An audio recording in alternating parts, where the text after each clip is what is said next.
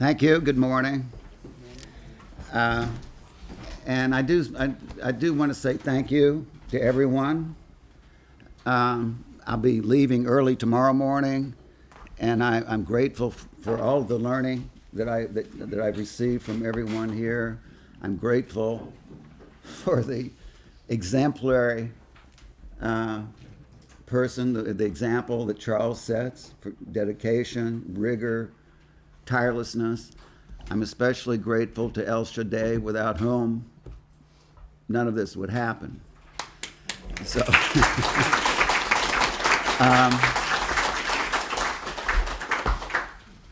one of the characters in Crime and Punishment, Dostoevsky's novel, named Marmeladov, he's the father of Sonia, if you know the novel.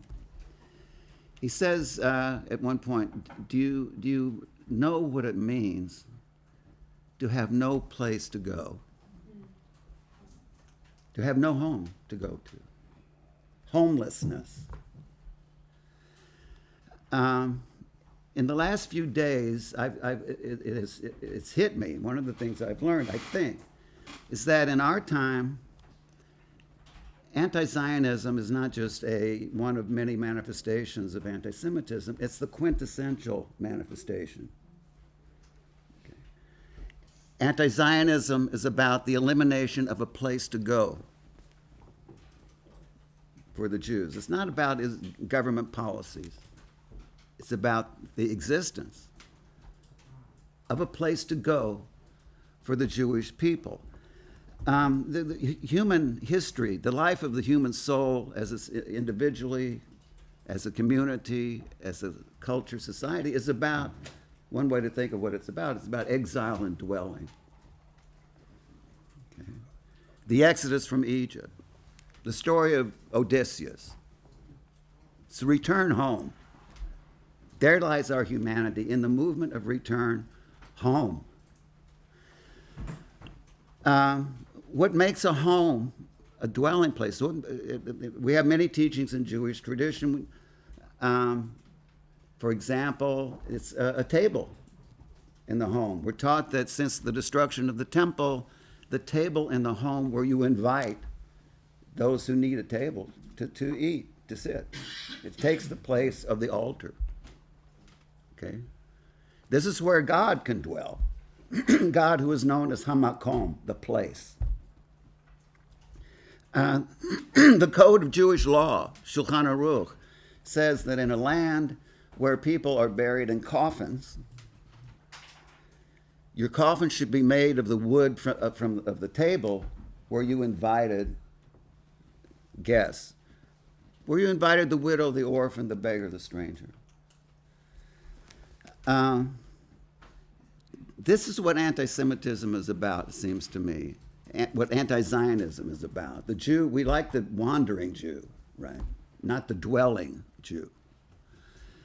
It goes to our humanity, and it goes to how we understand education. Stay with me. Universities, colleges, higher education, this has come up daily. Now, I like movies. More and more, when I refer to a movie in class, my students look at me, what's that? Never heard of it. Can you believe they've never heard of Humphrey Bogart?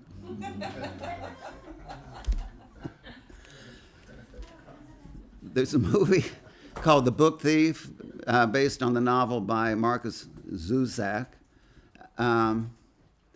In the movie, not in the novel, but in the movie, there's a scene where it's about a little girl in Nazi Germany whose mother is arrested for being a communist. She's taken in by foster parents. She becomes very close to the foster parents. She's out with her father one day, and they see Gestapo hauling off a shopkeeper for being, a Jew.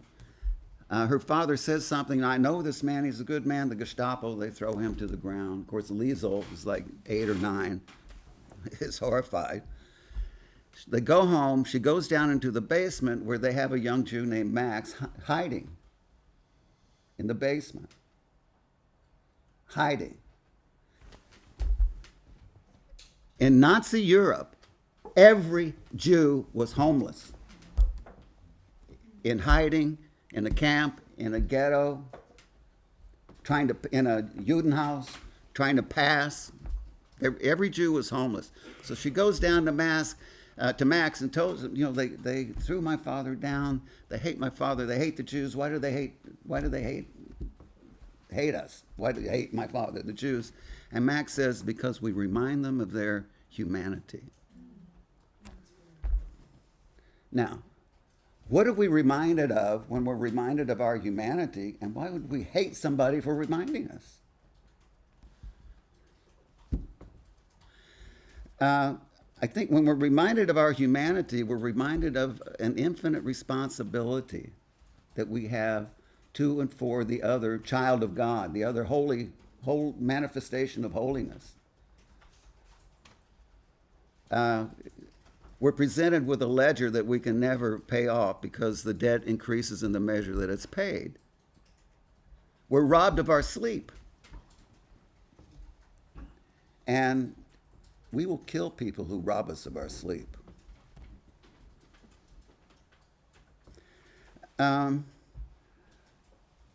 We're reminded that we're asked, what Cain was asked, where's your brother and what have you done?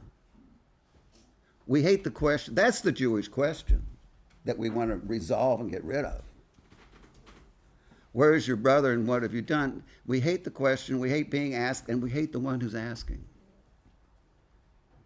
Okay. Our capacity to say, how do we say where our fellow human being is through what we have done. It's that relationship that makes dwelling in the world possible.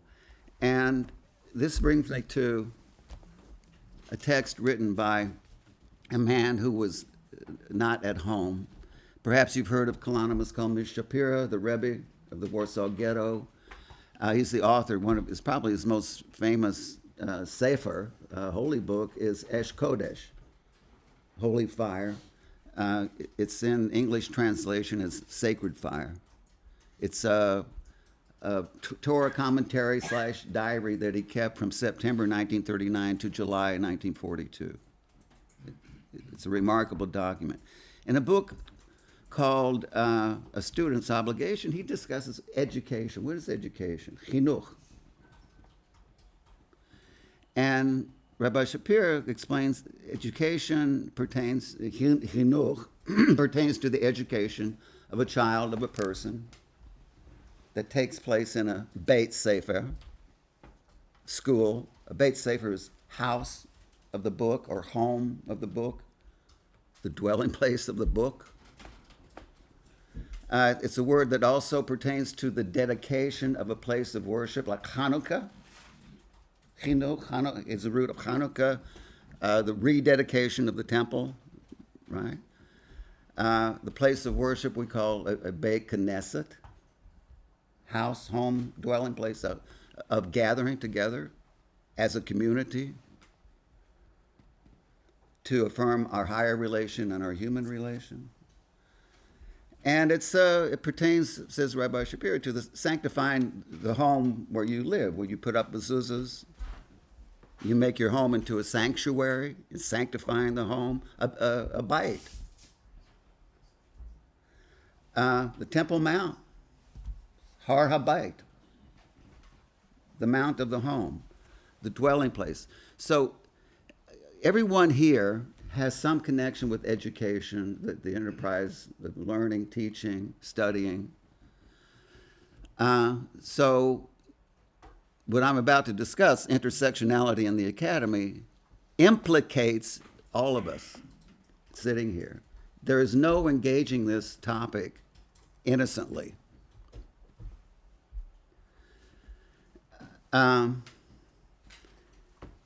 The term intersectionality has been is used in various senses, various ways. Some situate it in the academic discourse in the 1970s with issues surrounding black feminism. Others, Anna Karastasis claims that it was Kimberly Crenshaw who introduced the term in 1989. Mostly for my purposes, I'm going to use what Kevin Levin describes as intersectionality. He's a professor of psychiatry at Harvard Medical School. He says intersectionality is the shared victimhood of groups victimized by white male racism and its history of imperialism, colonialism, exploitation, and slavery. Among the prominent anti-Semitic intersectionality allies in academia are ethnic activists, LGBTQ activists, feminists, and others on the political far left. Extending beyond academia is a certain intersectionality with white supremacists. This is my addition to his remark.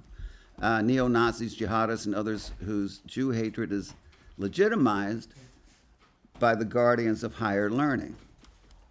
Now, just a couple of brief examples of intersectionality in the academy. You may remember last fall this move by the UC Berkeley's law students for justice in Palestine determined that they would ban Zionists from coming to the campus to speak, and there were at least 9 other organizations signed on. Here's some examples. Women of Berkeley Law, Asian Pacific American law students, Middle Eastern and North African law, law students of African descent, the Queer Caucus. Now notice, this isn't a law school.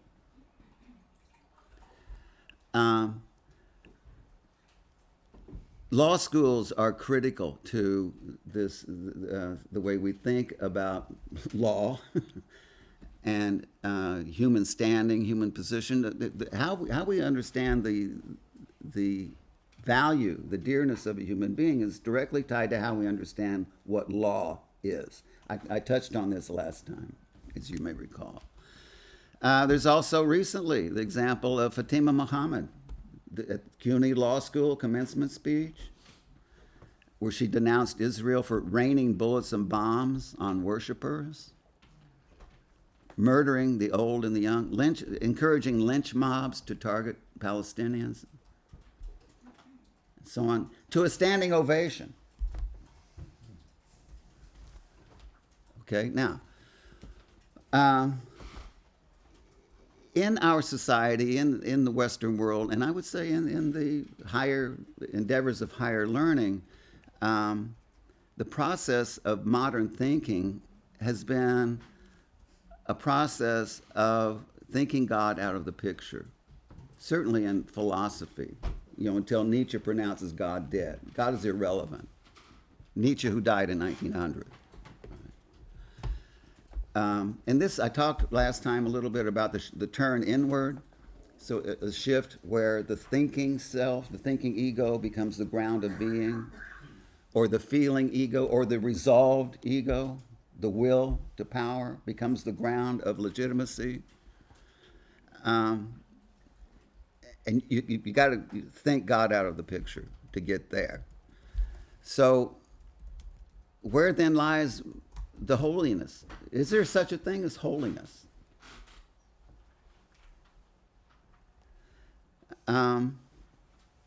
So I think there's one among the intersections, another kind of intersections, the question of the human being and what the anti-Zionist is anti. What is the anti-Zionist anti anyway? You might say, well, the anti-Zionist is opposed to the existence of the Jewish state. Okay, but why? Not long after the October War in 1973, Andre Neher, if you know this Jewish thinker, made the following statement. He says, Zion, which is only a fragment of Jerusalem and the land of Israel, is a word one can neither play around with nor play tricks with, nor beat around the bush with. It is the key word of the meta of Jewish history. Through Zion, Zionism becomes bidimensional. The vertical is interlocked with the horizontal. Think of Ben Adam LaMakom, Ben Adam LaChavro. The relation between the human and God, the vertical, and human, horizontal. God gave Moses 2 tablets not because he couldn't write small enough to get it on one, but to articulate two realms of relation, higher relation and human relation. Okay? Each needing the other to have meaning. Neyer sees in Zion this interlocking of a higher relation and human relation. It's not, for Andre Neyer, it's not reducible to social political struggle. Okay, so let's not leave Zion out of Zionism. You may or may not buy this, Ki Mitzion Tetzei Torah, that the Torah goes forth from Zion. It doesn't matter whether we buy it or not. It's part of the history of our thinking, right? Now, when we get rid of the Torah that goes forth from Zion and the word of Hashem that goes forth from Jerusalem, when we eliminate that, then we're left with what I call ontological accidents to become first principles. What does that mean? Things like race, class, ethnos become the foundation of meaning, value, holiness, sanctity.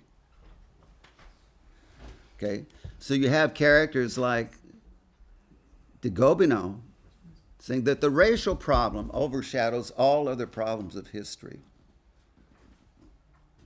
De Gobineau is one of the 19th century race theorists. The race problem is the problem.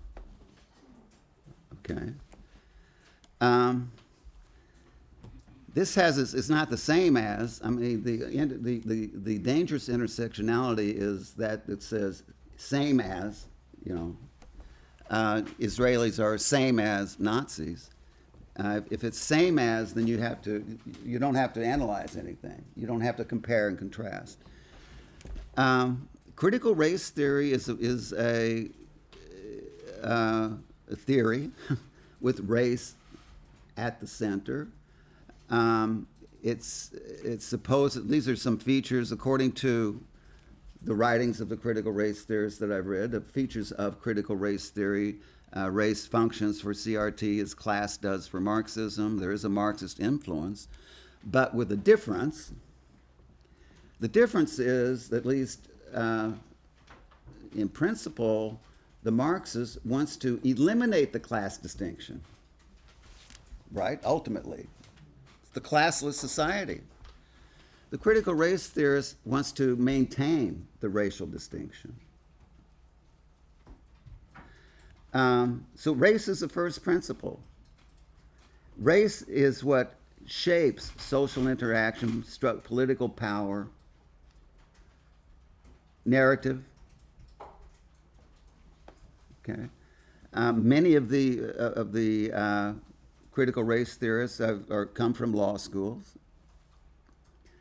The importance of narrative is emphasized.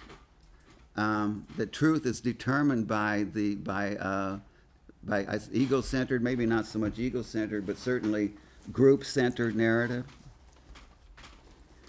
And let's say, remember Descartes and Kant. Descartes, I think, therefore I am. Kant's idea of the free individual is the one who is self-legislating. Okay. Races are separated by unbridgeable gaps. White privilege is a synonym for evil, and all Jews are white. Now, among the critical race theorists, I mentioned Kimberly Crenshaw. She's very prominent. She maintains, and this is in a collection of writings called Critical Race Theory, the Key Writings. She's one of the editors that racial political power determines human value. Power determines human value.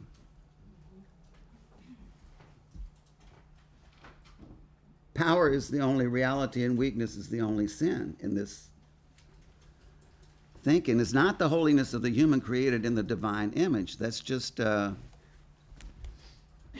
something used to manipulate people and suppress them. there's no physical or metaphysical tie between one human being and every other human being as taught in Jewish tradition. And I mentioned this last time. We all start with one. There is this, among many of the critical race theorists like Gary Peller, there is this separatist thinking. Peller admires Stokely Carmichael, segregationist,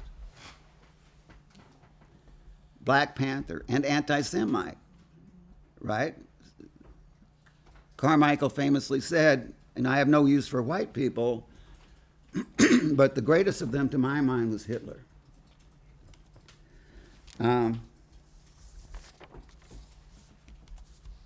One of the, John McWhorter calls Ibram X. Kendi one of the high priests of wokeism. I can recommend David Bernstein's Woke Antisemitism. It's an excellent study, must reading. He mentions Kendi. But this, now note this kind of this inverted thinking. We've seen examples of inversion and and twisting of thinking. In his book, this is How to Be an Anti-Racist, okay? The most threatening racist movement is not the alt-right's unlikely drive for a white ethno-state. No. The most threatening racist movement is the regular Americans' drive for a race-neutral country, a colorblind society. The real racist, in other words, denies the essentialism of race as a first principle. The real racist would pull race out of the central place that it has in determining truth, sanctity, and so on. It's not that we want to ignore race. Race is a reality, right? The question is, where is it situated in our understanding of reality?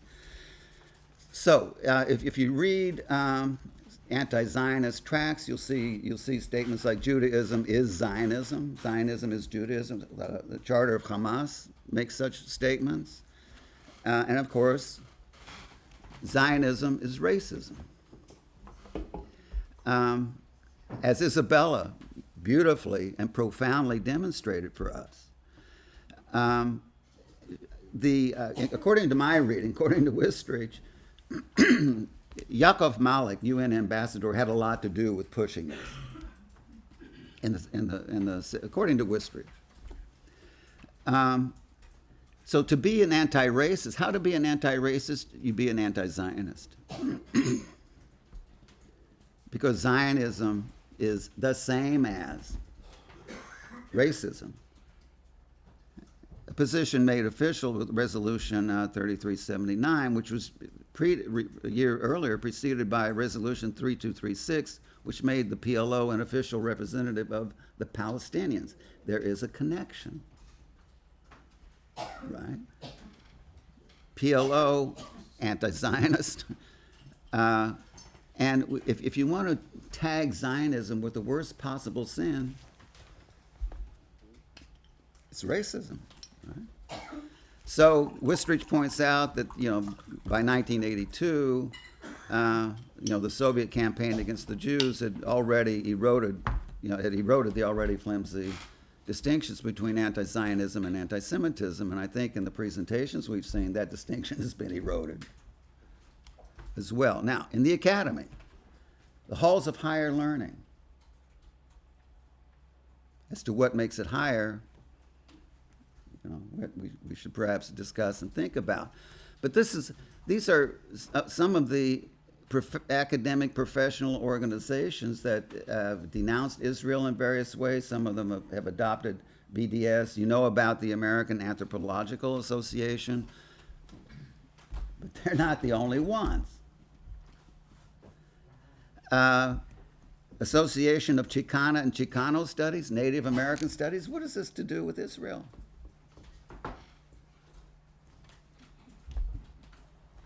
It has to do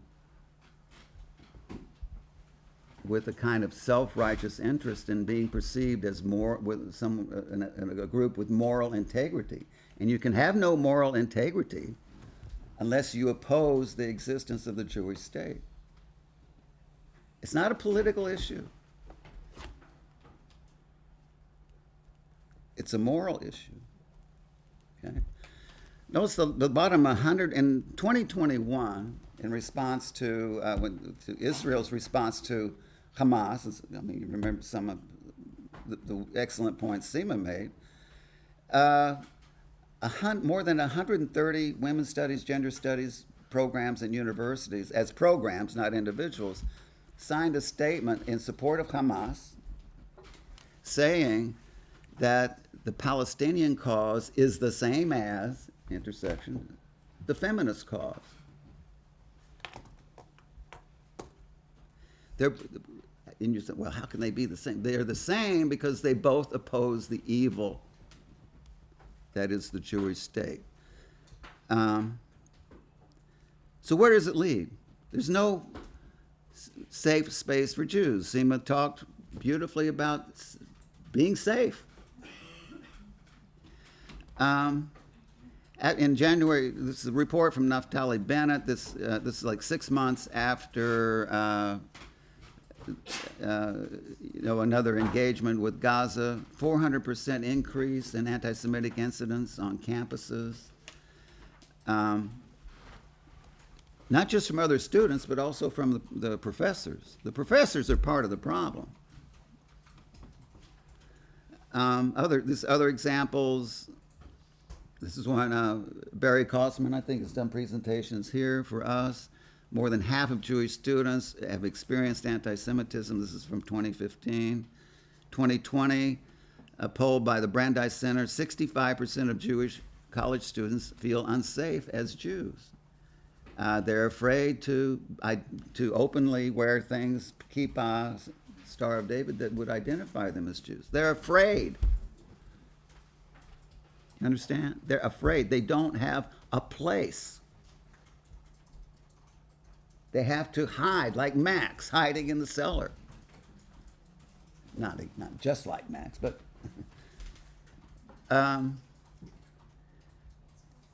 that is the anti-Zionism that would deny the Jews a place in a homeland denies the Jews a place on the campus. Tammy Rossman Benjamin, some of you know her. I think one of you may have been one of her students. No? Yeah. She's great, excellent. She has run this gauntlet herself, personally. It does wonderful studies. She has studies showing that she looks at course syllabi. She does interviews. Data. She's very active and with the legislature in California. So she's on the ground, not just in the theories. But who are some of the professors? You've heard of Edward Said. These are well-known professors. You see there's several from Columbia. The Center for Middle East Studies at Columbia is notorious, but they're not the only one. Joseph Massad, for example, said Israel has perpetrated racist colonial violence for the last century against the Palestinian people. Racist colonial is kind of redundant. If it's colonial, it's racist. If it's racist, it's colonial. But notice these, and if it's Israel, it's evil. If it's Israel, then it's colonial.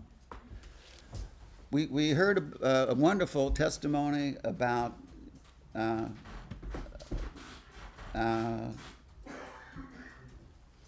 Mrs. Harris, who fled from Libya, and this is in the context of more than about 850,000 plus Jews fleeing from Arab lands. Are they colonialists? Are the Ethiopian Jews colonialists?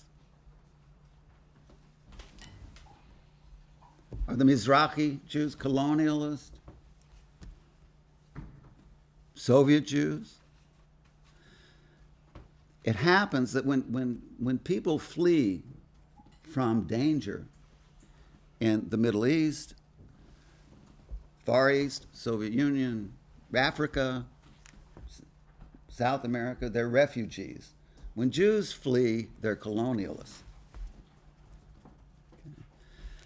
Gil Andijar, Israel is absolutely a colonial enterprise, colonial. Mark Ellis, Jewish guy, directed the Jewish Studies program at Baylor. He says Palestinians are the same as the Jews in the Warsaw Ghetto, awaiting annihilation.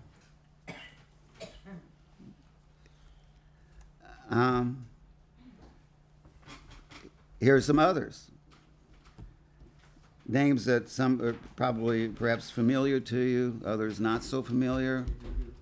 In 2020, you remember when the Israelis were discussing extending civil authority to certain areas in the West Bank where Jews live, rather than military authority? Oh, Israel's going to annex the West Bank. People went ballistic, including more than 400 Jewish scholars, so-called, who signed a statement, not just, this is a big mistake, we think this is a wrong-headed policy, don't do it. No. They used the language of condemning Israel as an apartheid state, guilty of crimes against humanity. And I know many of them who signed this. And here are some of them. These are famous ones. Steve Zipperstein, Susanna Heschel. And, one of the things, what do we do? I say name them, call out the names.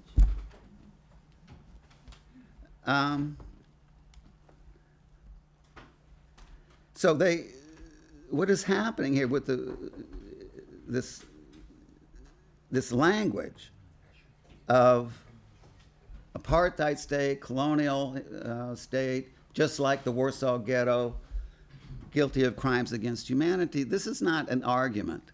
This is an incitement. We've talked about propaganda. In Mein Kampf, Hitler discusses propaganda, if you can stand reading that book, at some length. In fact, Hassan al-Banna, founder of the Muslim Brotherhood, said what he knew about propaganda he got from Hitler. The purpose of propaganda, says Hitler, is certainly not to inform. It's not even to persuade exactly. It's to incite what Hitler called Zorniges Hasse, wrathful hatred. It's to incite.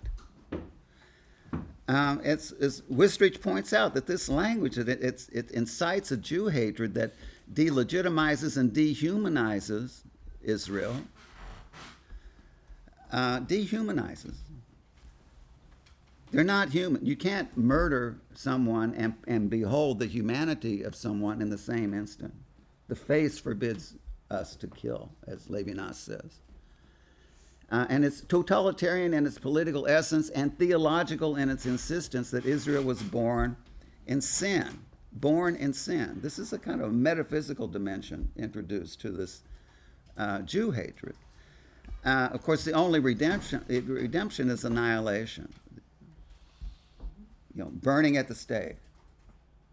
They can't be rehabilitated.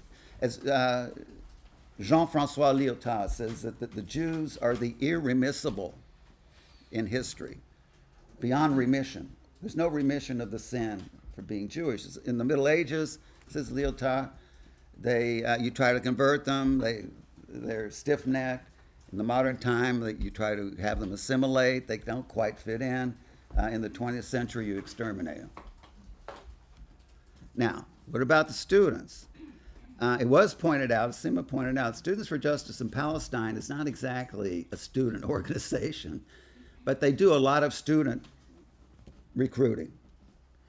Hatem Bazian is not a student, but he's a founder of SJP 2001. Here's some images of SJP. Everything about Israel is illegal.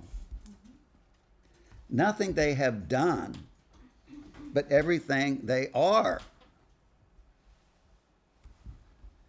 They have no place.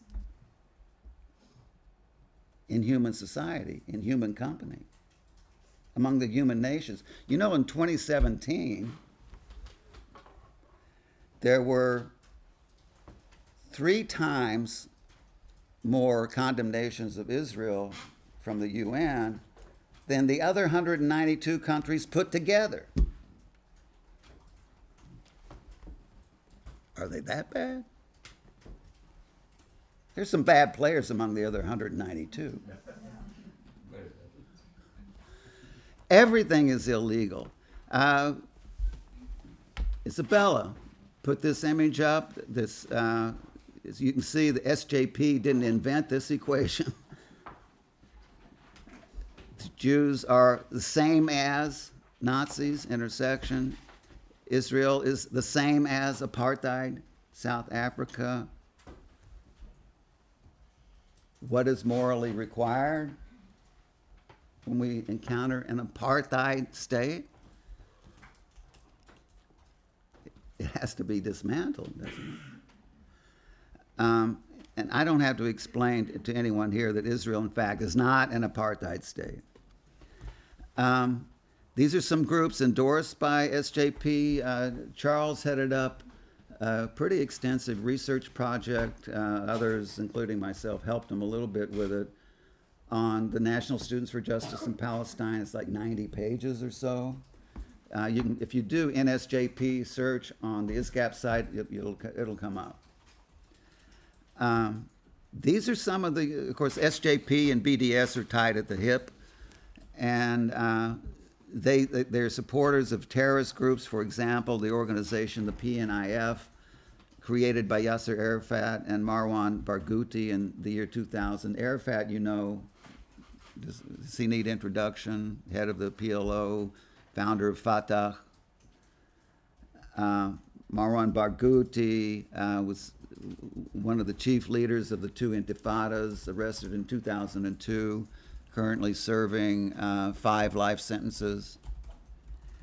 And these are the, in the PNIF, these are 5 officially designated terrorist organizations. If you can tie it to the terror, then maybe you can get something done with the money, right? If you're following the money. We've already mentioned BDS. I have had an experience of a prospective job candidate who had written an article not only supporting BDS, but arguing they're not extreme enough. Okay?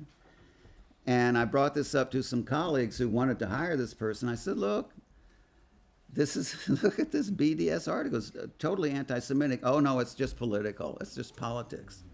I said, it's not about politics. It's about Jew hatred. And I pointed out, BDS has been deemed anti-Semitic by several countries, various branches, units in several countries, U.S., Germany, Spain, France, others, Jewish organizations, ADL, Simon Wiesenthal Center, and others.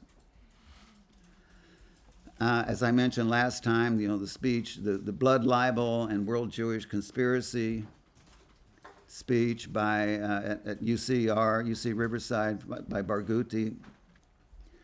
157 student governments have brought a proposal to adopt BDS to the floor. It has been approved by 50. It was recently approved where I live at UT Dallas. BDS, of course, the president of our university said, look, this has no impact on university policy. That's not the point. It sends a message. It creates an atmosphere. We embrace BDS because the Zionist entity is evil, and anyone associated with it, that is Jews, are evil. Now, there is an intersectionality between the academy and society. I'm going to talk about Black Lives Matter for a minute. It's not the assertion that no one can do. Black Lives Matter, of course. But the organization, and what interests me in particular, is the words of the leadership. What do they say? Where are they coming from? Patrisse Cullors, for example, endorses BDS. She equates, Palestine and South Africa. Palestine is our generation, South Africa, apartheid. Palestine, mind you. If we don't step up boldly and courageously to end the imperialist project called Israel, imperialism, same, Zionism, same thing, right? We're doomed. Note the language of existential struggle here.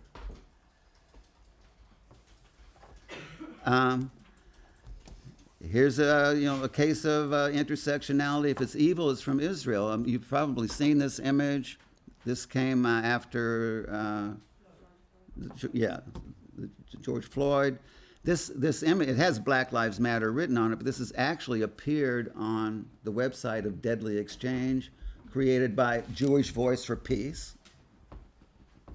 Do you know this website? Deadly Exchange. All the evil that turns up in American law enforcement comes from Israel. Like this. The guys who murdered George Floyd got it from the Israelis. Statements like this, if white privilege is the source of all evil, then it opens the door to statements like this from Yusra Kogali from BLM Toronto that whiteness is not humanness. It's similar to the idea that it's not that all Jews are evil, but all evil is Jewish and all Jews are white. And you can read that. I don't need to read it to you. Melina Abdullah, very prominent in Black Lives Matter, the founder of BLM Los Angeles, very tightly associated with Louis Farrakhan. And she says, this is at the intersectionality, our oppressors are the same. The oppressors of women, LGBTQ, Palestinians, African Americans, Hispanics, Native, the oppressors are all the same. And they're all white, and they're all Jews or influenced by Jews. Jews invade our campuses and they're the cause of Islamophobia, racism, and intolerance. If we can just get rid of the Jews, we'll have no Islamophobia, no racism, and no intolerance. She said the word Jews? Yeah. It's a tweet. And she's an admirer of Farrakhan. I continue to appreciate the minister's fearless leadership and intense love for our people. And of course, Farrakhan needs no introduction, I'm sure, to this crowd. So you see, how is Farrakhan is a clergy person, sort of. Notice the shift in the movement here for civil rights, human rights, the struggle of African Americans, legitimate, important, real. But compare this to a different sort of intersection from the 60s. You won't see a photograph, anything like this now.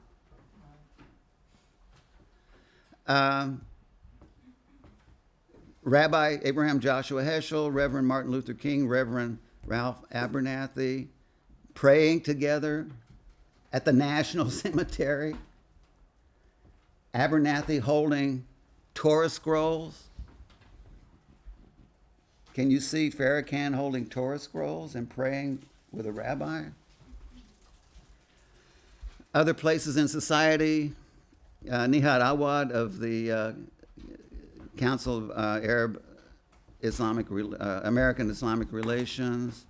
Nihad Awad is a great admirer of Yusuf al-Qaradawi, Al-Qaradawi, who had, Muslim Brotherhood head, who says that the Muslims must have a duty to finish what Hitler started. Of course, CARE receives substantial money from the Muslim Brotherhood. What's he going to say? And he's urging Muslims to, this is an alignment, intersection, to align themselves with Black Lives Matter. We've seen Linda Sarsour several times. She's very, very close to CARE, very much part of CARE's activities.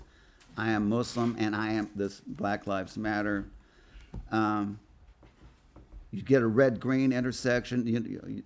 Some of you, maybe, I don't know, maybe I'm the only one old enough to actually remember Angela Davis at Berkeley,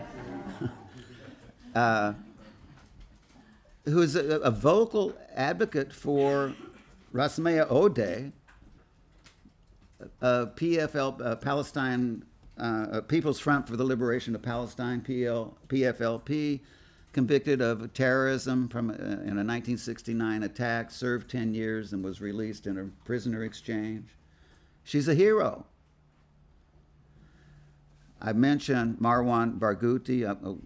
The picture blocked out his name. Marwan Barghouti, I think he is a relative of Omar Barghouti, if I'm not mistaken. It's a big family, the Barghouti clan, right? So we have this, left-wing support for jihadist terrorists, Islamic terrorists. The Squad, you know about. Ilhan Omar, famous for her line about it's all about the Benjamins, from Puff Daddy's hip-hop tune. Rashida Tlaib says, Israel is engaged in a continuous Nakba. We have another one here.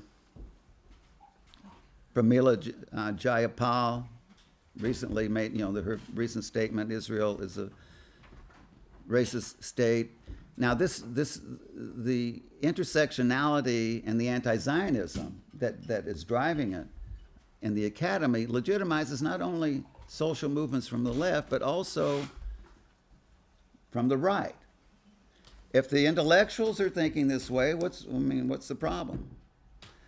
And this goes back, to Saeed Qutb, the chief ideologue of the Muslim Brotherhood. Hassan al-Banna was the founder, but Qutb is really the one that influences the whole Islamic world, including Ruhollah Khomeini, who is a Qutbist. Khomeini translated Saeed Qutb into Farsi, was trained by and got his indoctrination from the Muslim Brothers. Every Muslim has a duty to do battle against Israel, and doesn't every moral person have this same duty, according to what we hear on the campuses? Ahmed Yassin, founder of Hamas, killing Jews is an act of devotion. And then in the name of what? Would the anti-Zionists say, no, Ahmed, you're wrong. It's not an act of devotion, it's a necessary moral action, but not devotion. You see the problem. Osama bin Laden, it's hatred of the Jews is part of our religion, and there is something religious about anti-Zionism. It's a separate lecture.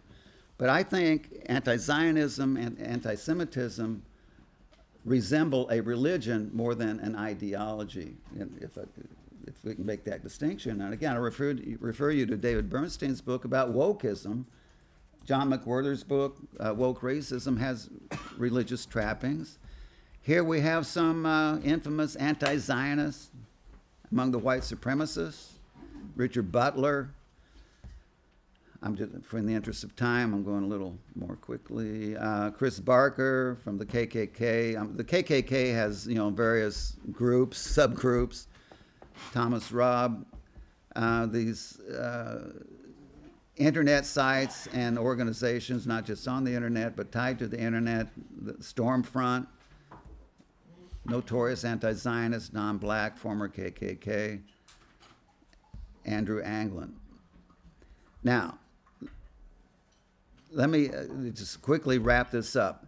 There is a certain historical intersection I want to bring up. It's with the Nazis.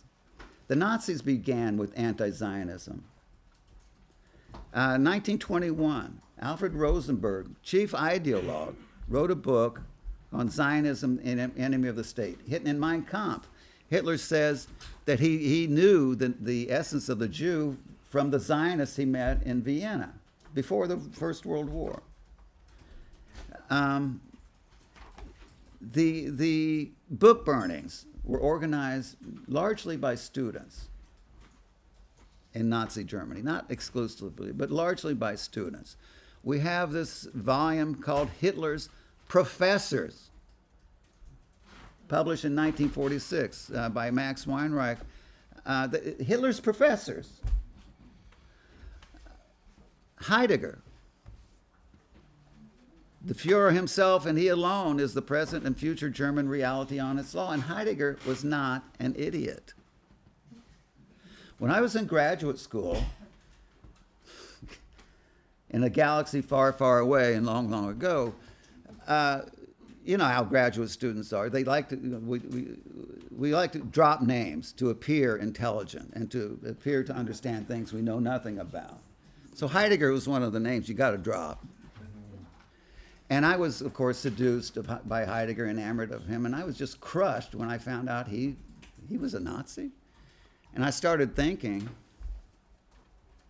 is there anything in his philosophy that would be inconsistent with being a Nazi? And actually, no.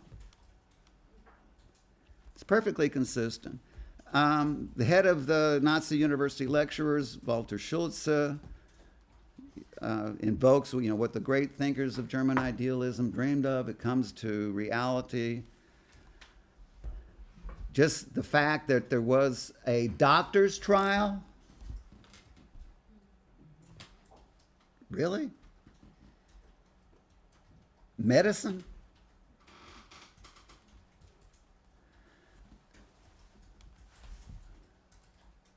A judge's trial? Perhaps there should have been a professor's trial. So I started with a movie. Let me end with a movie, Judgment at Nuremberg, based on the judge's trial.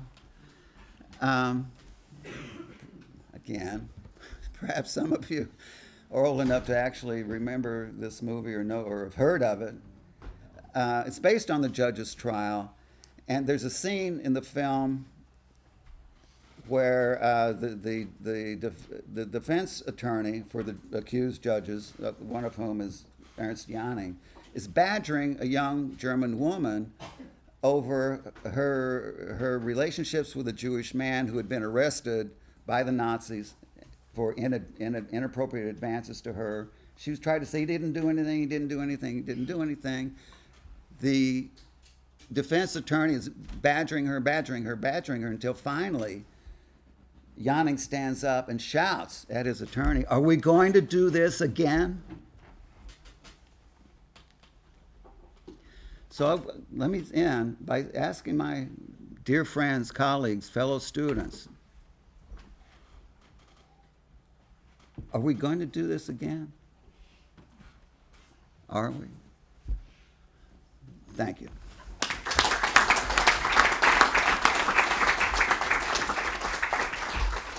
Thank you, sir.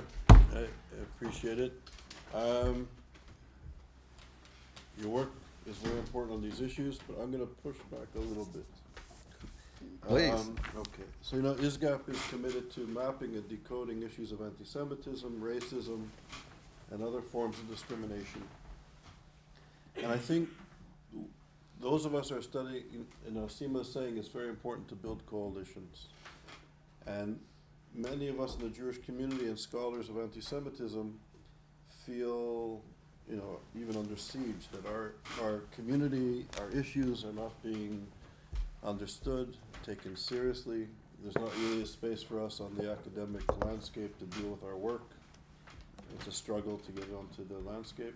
And by the way, I debated Stokely Carmichael in Montreal, Concordia University. Of a long course you time ago. did. Yeah, one of the great orators, amazing. I was certainly outclassed, but viciously anti-Semitic. I agree with that.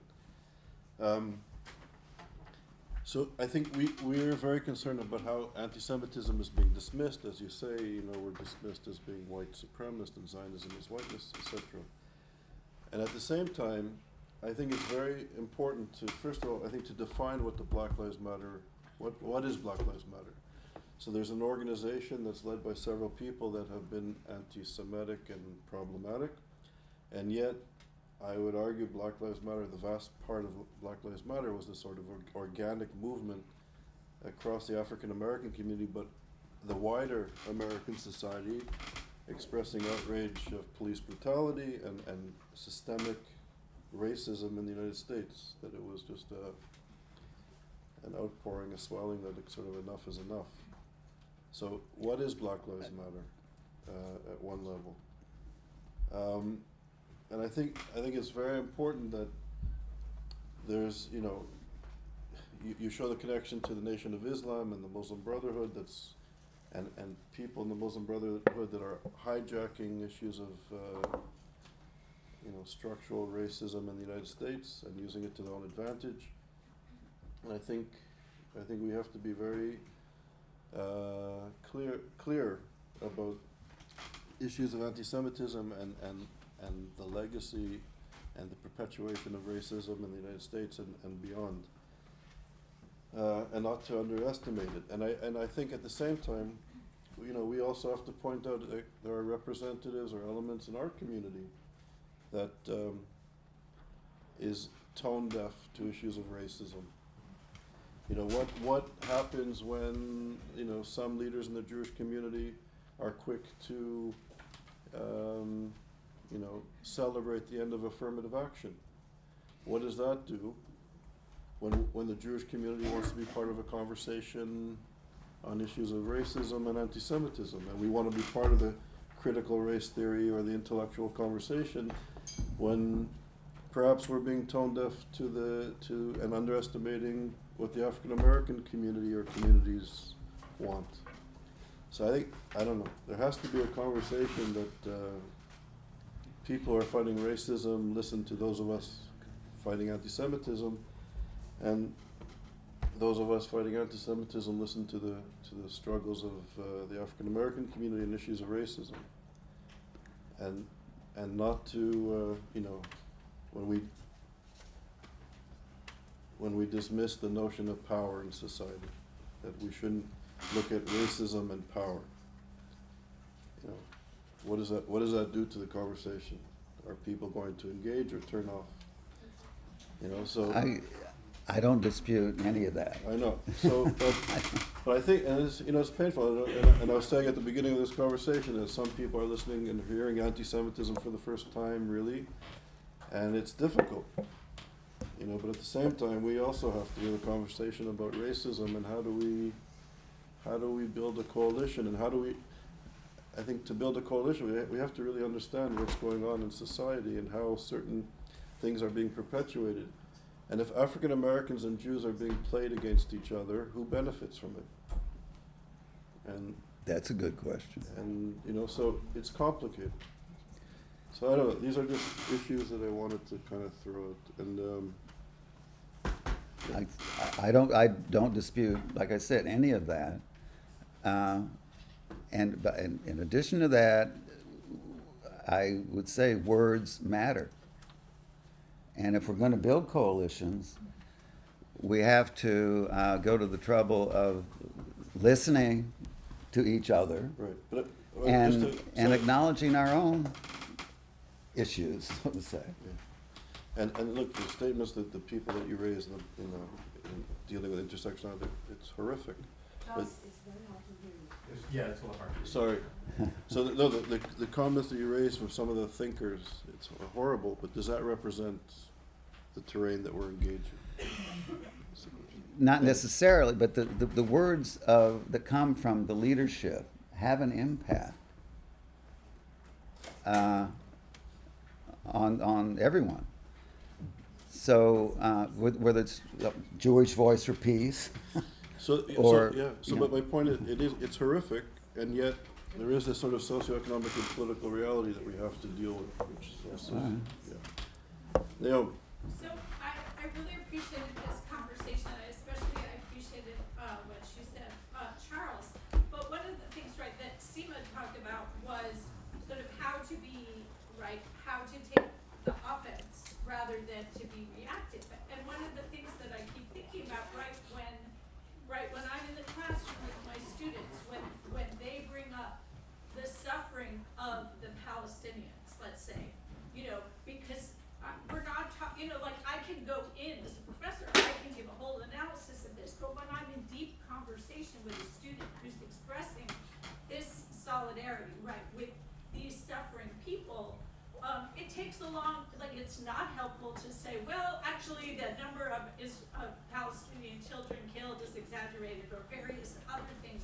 What do you see as sort of I don't want to use the word offensive, but the sort of proactive, response to being able to have a constructive conversation with many of my students are really ignorant about all of this, but they've heard that they're suffering, and they've heard this analogy with Zionism and apartheid. How do I counteract that in 30 seconds? I don't think you can counteract it in 30 seconds. It has to be counteracted patiently, listening. I think it's a mistake to say, "Oh, you're completely wrong." The Palestinian suffering is caused by their own leadership, and just leave it at that. When I used to teach. I still once in a while teach Holocaust. And when I was at the University of Memphis, 35+% of my students would be African American, and they're trying to make sense of it by it's just like slavery. And I would say, well, let's see. Let's study. Let's examine the history. Let's see. And I wouldn't say slavery was horrible, but it's not the same. It's not the same. If you only have 30 seconds, I guess you can acknowledge the legitimacy as a human being to be wounded by the suffering of another human being. I mean, that's good. That's real. I don't want to squelch that, quash that, crush. I don't want to crush that. We're supposed to be troubled, aren't we? We're supposed to be troubled by the suffering of the Palestinians. We're supposed to be, if we're human. Part of being reminded of our humanity lies in raising the cry of "Here I am, Hineni." But it has to go beyond emotional response. There has to be thought, understanding, learning involved in the response also. Raising further questions and not shutting it down with answers. Further questions. Where does the suffering come from? Who's inflicting it? What's the context? What brought it on? Just more questions, questioning, and avoiding fixed formulas and ready answers. At the same time, I'm a big proponent of naming the evil. When there was a hostage situation at a synagogue in Texas, at Colleyville, and I lived nearby, all the Jewish organizations are writing letters of outcry, outrage, but nobody would say who the guy was, what his name was, what he was doing there. Nobody would name him. And of course, I know all the JCC, Federation, Holocaust Museum, my own Ackerman Center. I know all of these people. None of them would name the perpetrator. And when I called them out on it, they got very upset with me. Professor Dr. Long. Oh, Thank you. good morning, everybody. Thank you, David. I always enjoy your talks, and they spark thought and analysis. I mean, first of all, you know, I feel older because Angela Davis and her first Castle were part of my childhood. A couple of things. With regard to Kimberly Crenshaw, we're not friends, but we worked together in our early days at Columbia. We actually were working actively together, along with one of her close colleagues now, with Charles Harris. She took your ideas. She took your ideas. by the No, we way. did that to try to block, and we were almost successful. We actually went to DC on this altogether, to block the appointment of Clarence Thomas to the Supreme Court, who required the, I believe, Anita contingent, right, that went as academics to Capitol Hill. Awesome. Lobbying senators the day of the vote, right? So we go way back, not as friends, but as persons who have worked together. And there's a name that's not mentioned as much as it should be in the world of critical race theory, and that's really the grandpa. I mean, Kimberly Crenshaw was really kind of an early disciple, right? But the real father of, or parent of critical race theory is Derek Bell, Yeah, that's true. who was a wonderful scholar, and someone I presented with, again, when I was a baby, years ago. And I remember, rest his soul, may his name be for a memory, his memory be for a blessing, Derek Bell. I remember at our conference, at the National Conference on Race and Equality in the late 90s, he said something I'll never forget. He was our keynote speaker. I was presenting that day, and he was the keynote speaker.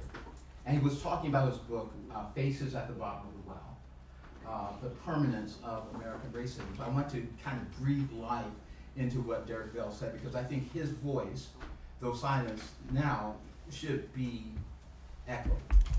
And one of the things he said fervently at that conference was, look, people think I'm a pessimist. They keep saying I'm a pessimist because my book is Face at the Bottom of the Well, and then the tagline is the permanence of racism. He said, they tell me I'm a pessimist. He said, I'm not a pessimist. He said, I am just, a tortured realist. He said, I don't see racism ending in our lifetime because it gets reproduced, as so many other kinds of hatreds get reproduced. He said, I'm just calling it as I see it. And he said, if we acknowledge that reality, this is a phrase he used, I shall never forget. He said, we find that there's oxygen in the margins. Those of us who are forced to live in the margins then say, okay, this is the way it is. It was the way it'll probably be the day after I die, but what can I do now to make my life meaningful? How can I find oxygen in the margins? He said, that's why. So what I would push back a bit in terms of how you frame critical race theory and intersectionality, in part because of my first-hand knowledge of some of the founders. And one of the things I would say is that critical race theory is not prescriptive. That's what Derek Bell, I think, would argue, that it is descriptive.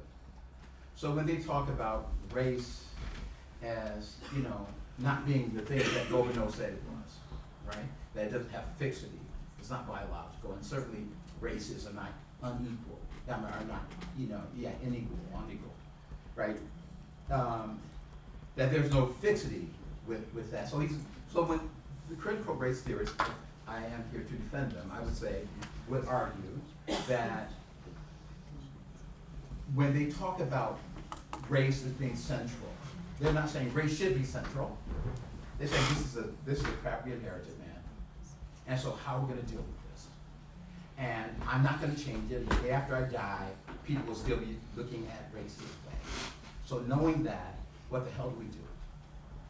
And then my gender or sex is similarly constructed, and I'm going to be beaten up by that, by some people, and I'll be celebrated by others, but that is just a reality in this world I inherited. And that is the same with all the other kinds of isms that get visited upon the concept of intersectionality. So I would just argue, I think for them, that it is not proscriptive, but it's descriptive. And they're saying, don't get mad at me, because I'm just reading the world the way it reads to me.